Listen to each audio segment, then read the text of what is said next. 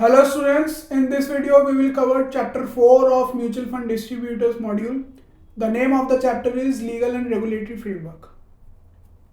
तो इस चैप्टर में हम उन रेगुलेटर्स की बात करने वाले हैं जो म्यूचुअल फंड इंडस्ट्री या फिर सिक्योरिटीज मार्केट को रेगुलेट करते हैं and they are like RBI, SEBI और pension fund regulatory development authority and insurance regulatory development authority.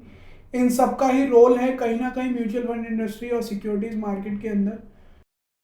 तो समझते हैं कि कौन कौन सी एजेंसी क्या क्या रेगुलेट, कौन कौन सा सेक्टर है जो मार्केट का रेगुलेट करती है। तो RBI is also known as central bank of India और कहीं ना कहीं बहुत इंपॉर्टेंट रोल प्ले करता है पूरी इंडस्ट्री के अंदर। तो आरबीआई का काम क्या होता है, सबसे पहले तो पूरी बैंकिंग इंडस्ट्री को रेगुलेट और लाइसेंसिंग करता है उसका, और साथ में ये मनी सप्लाई को कंट्रोल करता है इंडिया के अंदर। इंडिया के अंदर जितना भी मनी सप्लाई है वो यही कंट्रोल करता है कि कब सिस्टम के अंदर मनी पंप करनी है और कब सिस्टम के अंदर से मनी को इजेक्ट करना है, वो भी आरबीआई का ही काम है। इंटरेस्ट रेट्स को कंट्रोल करता है और कहीं ना कहीं मनी मार्केट को भी कंट्रोल करता है। तो मनी मार्केट हमने चैप्टर 2 के अंदर डिस्कस करा था कि म्यूचुअल फंड की कौन कौन सी किस किस तरीके की स्कीम्स होती है। तो हमने मनी मार्केट फंड्स को भी डिस्कस किया था। ये liquid fund, short term liquid funds होते हैं जहाँ पे गवर्नमेंट सिक्योरिटीज़ और इंटर बैंकिंग फाइनेंसिंग होती है, जिसको हम कॉल मनी भी बोलते हैं, या फिर शॉर्ट टर्म फंड्स होते हैं जो अमंग्स द बैंक जो ट्रेड होती है, उसको हम मनी मार्केट बोलते हैं।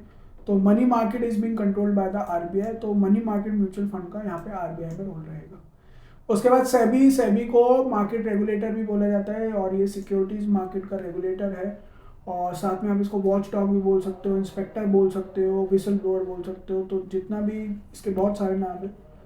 तो securities exchange board of India पूरी म्यूचुअल फंड इंडस्ट्री को रेगुलेट करता है, उनकी लाइसेंसिंग करता है, रादर देन स्कीम्स के लिए उसकी रिकमेंडेशन जाती है प्रॉपर। और मेन जो इसका काम है, सबसे इंपॉर्टेंट काम है, to protect the interest of the investors and to educate them, to promote the transparency in the market, to develop the securities market of India. ये इसका इंपॉर्टेंट काम है।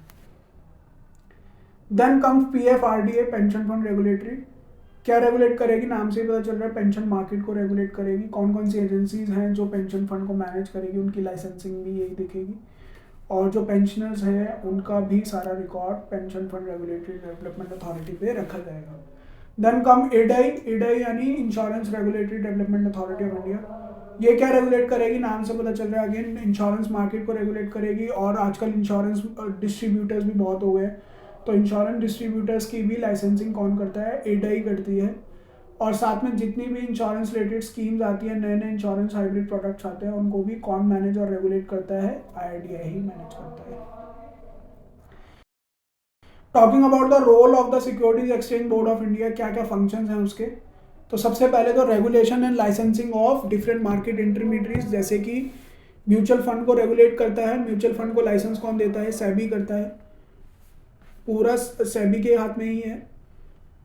तो रेगुलेट समझ अदर म्यूचुअल फंड को करता है, डिपॉजिटरी को करता है। डिपॉजिटरी माने एनएसडीएल, सीडीएसएल, जो पूरे डीमेट अकाउंट्स का ब्यौरा रखती है। सारा डीमेट अकाउंट का ब्यौरा केवल 2 ही एजेंसी है इंडिया में, NSDL and CDSL. Then custodian का काम क्या होता है, सेफ कीपिंग ऑफ एसेट्स, जैसे पेपर्स रखना, या फिर गोल्ड बार्स हो गई, गोल्ड बार्स को रखते हैं, या फिर कोई इंपॉर्टेंट एसेट के पेपर्स हैं, मतलब जिसको आप बोलोगे कि टाइटल डीड्स हो गई। टाइटल डीड्स किसका काम होता है, कस्टोडियन का, safe keeping. Then registrar and transfer agent, इनका काम क्या होता है, इनका काम होता है शेयर होल्डर्स का ब्यौरा रखना। सारा जो कंपनी का जितने भी मेंबर्स हैं पूरा उनका ब्यौरा रखना है। जितनी भी शेयर्स के अंदर ट्रांसफर होते हैं, कौन खरीदार है, कौन सेलर है, कब बाय किया, कब सेल करा, वो उसका ब्यौरा कर रखेगा। आरटीएस रखते हैं, registrar transfer agent. Then credit rating agencies, इनका काम क्या होता है, to evaluate the financial performance of the company who is seeking credit from the market. तो जो भी कंपनीज लोन लेने जा रही होती हैं उनके लिए एक क्रेडिट रेटिंग देती है ये credit rating agencies, by evaluating the financial prospects of the company.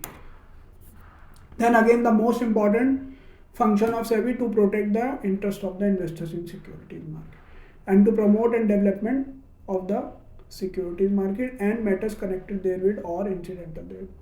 और ये जो ऊपर के काम हैं इनको करने के लिए ये कुछ और भी कर सकती है। तो इसका मतलब क्या हो गया, फॉर मैटर्स कनेक्टेड देयरविद, मतलब ऊपर के फंक्शंस को अंजाम देने के लिए कई और सारे काम भी कर सकती है, जैसे कि disclosure by issuers of securities. इसका मतलब क्या है कि जो कंपनीज भारतीय बाज़ारों में से भारत के निवेशकों से पैसा जुटाती हैं आईपीओ के थ्रू, या फिर कोई म्यूचुअल फंड इंडस्ट्री है वो इन्वेस्टर से पैसा लेती है स्कीम्स के थ्रू, तो उनकी जिम्मेदारी बनती है कि वो इन्वेस्टर्स को सारे डिस्क्लोजर्स दें कि उनकी फाइनेंशियल परफॉर्मेंस क्या चल रही है, या उनका कोई मैनेजमेंट का फंक्शन है वो कैसा चल रहा है, कोई मैनेजमेंट में चेंज है, कोई बिजनेस ऑपरेशन में चेंज है। अगर कोई भी सब्सटेंशियल चेंज है जो उनके बिजनेस को फ़र्क डाल सकता है, उनके फाइनेंशियल्स को फ़र्क डाल सकता है, वो आपको इन्वेस्टर्स को डिस्क्लोज करना पड़ेगा। तो यहाँ पे क्या आ गया, डिस्क्लोजर्स बाय इशूअर्स।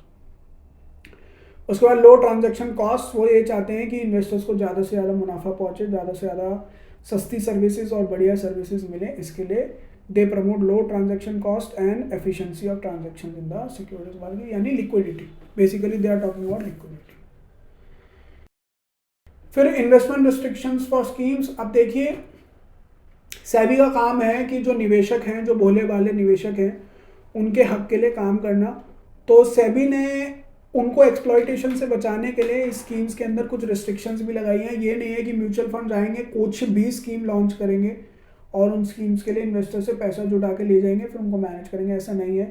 तो SEBI has also place some restrictions over those schemes, and in chapter 2 we have already discuss the kind of scheme which SEBI has promoted for mutual funds. तो various schemes have been promoted by mutual funds, लेकिन वहाँ पर कुछ restrictions भी हैं कि उन schemes के अंदर एलोकेट हुए फंड को आप किस तरीके से यूज़ कर सकते हो, और कुछ एग्रीगेट लिमिट्स भी लगाई हैं कि एक म्यूचुअल फंड हाउस ज़्यादा से ज़्यादा कितनी स्कीम्स को चला सकता है और कितना फंड वो उन स्कीम्स के थ्रू ले सकता है। तो in few cases there are also aggregate limits for all schemes of mutual fund together. तो एक म्यूचुअल फंड हाउस कितनी स्कीम्स ले सकता है और वो कितना फंड मैनेज कर सकता है, तो उसके लिए भी उन्होंने वो करा है। क्यों? क्योंकि अगर रिस्क होगा, एक म्यूचुअल फंड पे इतना पैसा होगा, तो वहाँ पर रिस्क भी रहता है। तो कहीं ना कहीं सेबी क्या चाहता है कि उस रिस्क को अवॉइड करने के लिए ऐसा भी एक लिमिट होनी चाहिए कि म्यूचुअल फंड कितनी स्कीम को लेके आ सकता है। तो यहाँ पे कुछ जनरल रिस्ट्रिक्शंस हैं जो पूरी बॉडी पे एप्लीकेबल होती है, पूरी म्यूचुअल फंड बॉडी पे एप्लीकेबल होती है। फिर उसके डेट ओरिएंटेड कुछ रिस्ट्रिक्शंस हैं, कुछ इक्विटी ओरिएंटेड हैं और कुछ रीट्स और आईएनविटीज ओरिएंटेड हैं। तो इनका detailed explanation is not covered in these short notes, और क्योंकि ये नोट्स का पर्पस इज क्वाइट क्लियर कि ये एग्जाम ओरिएंटेड है। यहाँ पे जो भी एग्जाम पॉइंट ऑफ व्यू से इंपॉर्टेंट टॉपिक्स हैं वही टॉपिक्स कवर करें। तो in case you want a detailed knowledge और आपके इन डेप्थ में आपको ये चीज़ों को समझना है, तो उसके लिए आपको you should refer NISM workbook. तो NISM वर्कबुक के अंदर आपको यहाँ पे डिटेल्ड एक्सप्लेनेशन मिलेगा इन सारे टॉपिक्स के ऊपर, जनरल रिस्ट्रिक्शंस और सेक्टर ओरिएंटेड रिस्ट्रिक्शंस के ऊपर आपको डिटेल में नॉलेज यहाँ पे देखने को मिलेगी। थोड़ा सा मैं आपको दिखाता हूँ एक बारी वर्कबुक के अंदर। अगर आप देखेंगे तो यहाँ पे जनरल रिस्ट्रिक्शंस में क्या है कि आप उसको लोन्स बांटने के लिए काम नहीं करोगे, आप जो फंड्स मिले हैं उनको लोन डिस्ट्रीब्यूट नहीं करोगे, और आप जो है ट्रेडिंग जो भी सिक्योरिटीज़ में डील आउट करोगे वो डिलीवरी बेसिस पे करोगे। ये नहीं इंट्राडे ट्रेड कर रहे हैं या फिर अल्ट्रा शॉर्ट टर्म ट्रेड कर रहे हैं, ये आप नहीं कर सकते हो। और म्यूचुअल फंड के नाम पे ही वो शेयर्स जो हैं, जो भी सिक्योरिटीज़ में आप डील आउट करेंगे म्यूचुअल फंड, वो म्यूचुअल फंड के नाम पे ही होगा, और जिस स्कीम के थ्रू हो रहा है उसी स्कीम के नाम पे वो रजिस्टर्ड होगा। उसके बाद कुछ थ्रेशोल्ड हैं यहाँ पे कि आप अपनी म्यूचुअल फंड अपनी एसोसिएट कंपनीज में नहीं लगा सकता। जैसे मान के चलिए SBI का म्यूचुअल फंड है, तो SBI की तो और भी कंपनी है, SBI का बैंक है, SBI का लाइफ इंश्योरेंस है, SBI का कार्ड एंड पेमेंट वाला बिजनेस है। तो वहाँ पे भी थोड़े से थ्रेशोल्ड है कि आप अपनी ग्रुप या एसोसिएट कंपनीज में पैसा नहीं लगाएंगे। ऐसी डेट सिक्योरिटीज़ के लिए भी यहाँ पे कुछ थ्रेशोल्ड्स हैं, कुछ रिस्ट्रिक्शंस हैं, वो आपको यहाँ पे पढ़ने से सारी समझ आ जाएंगी, लेकिन यहाँ पे वो कवर नहीं किए हैं क्योंकि वो इम्पॉर्टेंट नहीं है एग्जाम पॉइंट ऑफ व्यू से।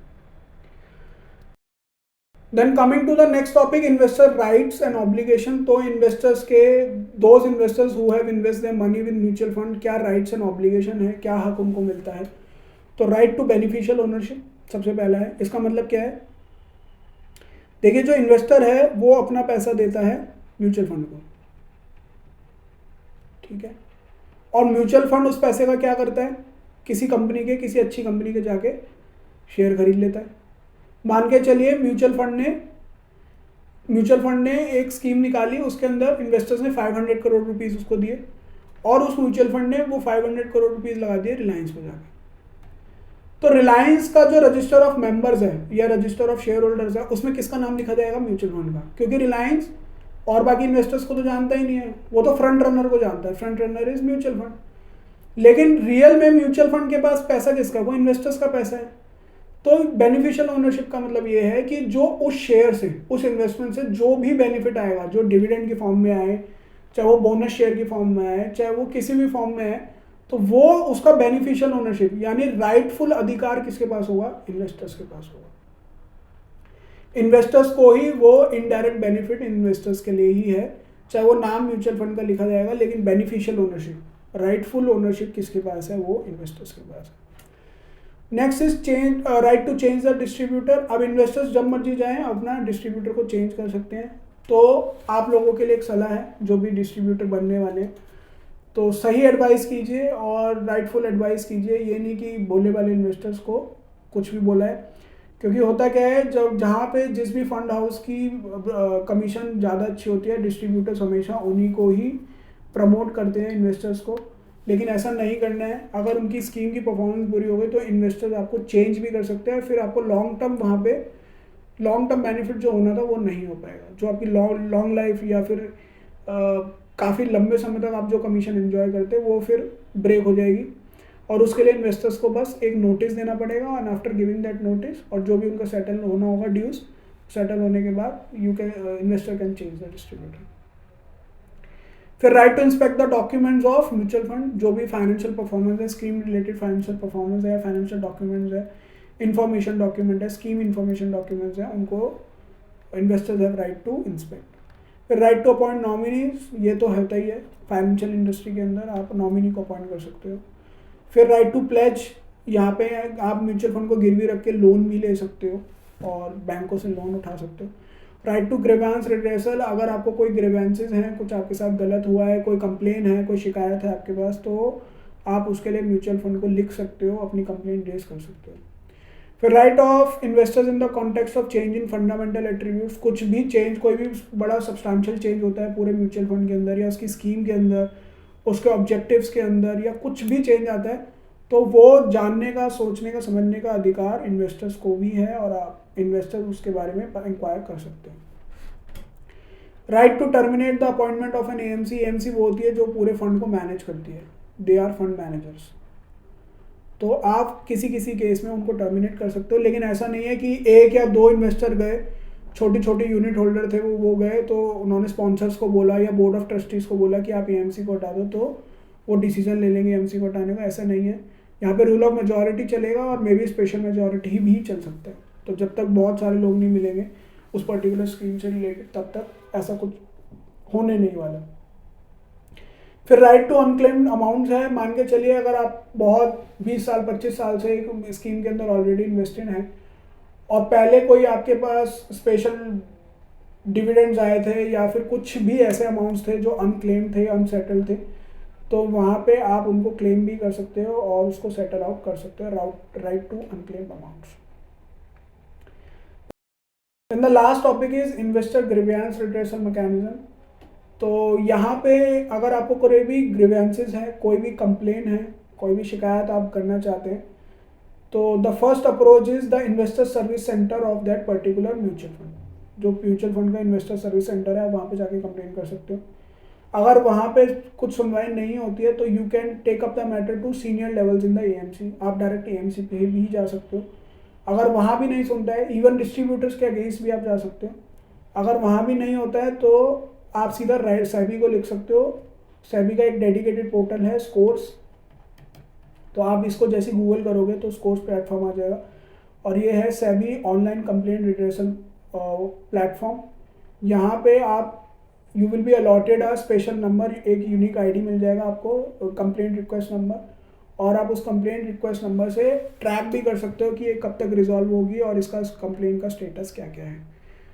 ठीक है, तो आप स्टार्ट करके आईएससी से स्टार्ट करते हुए आप सेबी तक कंप्लेंट को लेके जा सकते हो और आपकी कंप्लेंट रिड्रेस होगी ही होगी हर केस के अंदर। ठीक है, that's it for today's class. Will discuss the new topic in next video.